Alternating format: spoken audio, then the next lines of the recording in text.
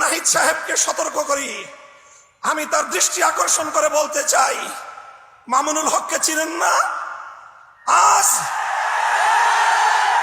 আজকে ফ্যাসিবাদ বিলোপ হওয়ার 1.5 মাসের মাথায় আমার বিরুদ্ধে অনলাইনে ফেসবুক কর্তৃপক্ষ সহ ইউটিউব কর্তৃপক্ষ সহ অঘোষিত নিষেধাজ্ঞা জারি করে রেখেছে। আমার নিউজ কভার করে এই পর্যন্ত বাংলাদেশে প্রায় শতাধিক জাতীয় নিউজ পোর্টাল তারা রেস্ট্রিকশনের শিকার হয়েছে। আপনারা ওখানে বিলাসিতা করেন, বৈষম্যের বিরুদ্ধে সংগ্রামী আমাদেরকে আমাদের সমস্যাগুলোকে সমাধান করবার কোনো চিন্তা আপনাদের নাই। আপনারা উপদেষ্টা পরিষদ রাষ্ট্র পরিচালনা করতে পারবেন না আমাদের সহযোগিতা ছাড়া। আমার এই বক্তব্যের 24 ঘন্টার মধ্যে যদি আপনারা কোনো ব্যবস্থা গ্রহণ না করেন, আমরা আপনাদের বিরুদ্ধে ব্যবস্থা গ্রহণ করতে বাধ্য হব।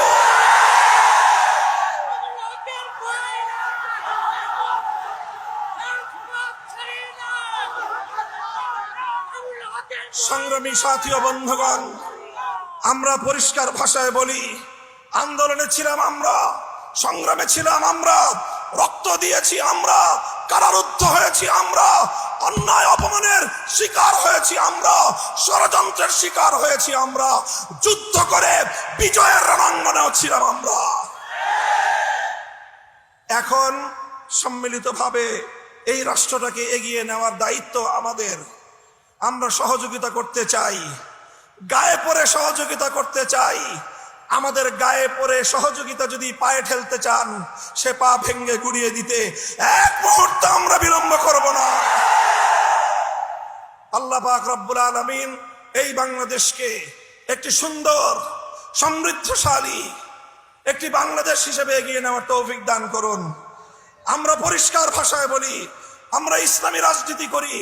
এদেশে খেলাফত রাষ্ট্র ব্যবস্থা প্রতিষ্ঠার জন্যই আমাদের জীবন যৌবনকে আমরা উৎসর্গ করতে চাই। আপনারা কে কি রাজনীতি করবেন আপনাদের বিষয়।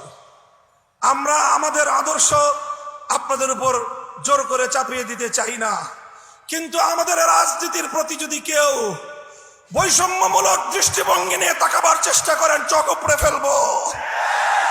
আমরা কারো করুণা চাই না, অধিকার চাই। ভিক্ষা চাই না, আমরা অধিকার চাই। অধিকার যদি সহজে না দেয়, অধিকার আদায় করে নিতে পারি আমরা। রক্তের প্রয়োজন হলে রক্ত দেই, অধিকার আমরা আদায় করে নেই। আমাদের এই কথাগুলো, আমাদের অবস্থান এবং আমাদের এই বাংলাদেশের গণমানুষের সঙ্গে আমাদের রিলেশনটাকে নতুন করে পড়ে নিবেন। যদি কেউ যদি আমাদের ব্যাপারে অন্য কোনো ভাবনা ভাবতে চান, তাহলে আপনাদেরকে রাজপথে মোকাবেলার দাওয়াত থাকলো।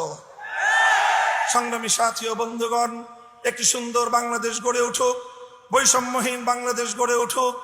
আর কোন শিক্ষাঙ্গনে তোফাজ্জলদের মতো আর কোন মানুষকে যেন এভাবে বিচার বহির্ভূত হত্যাকাণ্ডের শিকার হতে না হয়। সকল বিচার বহির্ভূত হত্যাকাণ্ডগুলোকে তদন্তপূর্বক প্রকৃত দোষীদের বিরুদ্ধে ব্যবস্থা গ্রহণের দাবি জানিয়ে একটি সুন্দর, সুশৃঙ্খল, উপনিবেশহীন, উপনিবেশবাদহীন, উপনিবেশবাদ মুক্ত, স্বাধীন একটি স্বনির্ভর জাতি গঠনের জন্য যা যা করতে হয় তা করার জন্য আহ্বান এবং তার সহযোগিতার আহ্বান জানিয়ে বক্তব্য শেষ করলাম। নাসরুম মিনাল্লাহি ওয়া ফাতহুন করিব ওয়া আখিরু দাওয়ানা আলহামদুলিল্লাহি রাব্বিল আলামিন। বাংলাদেশ খেলাফত ছাত্র মজলিস জিন্দাবাদ। বাংলাদেশ খেলাফত মজলিস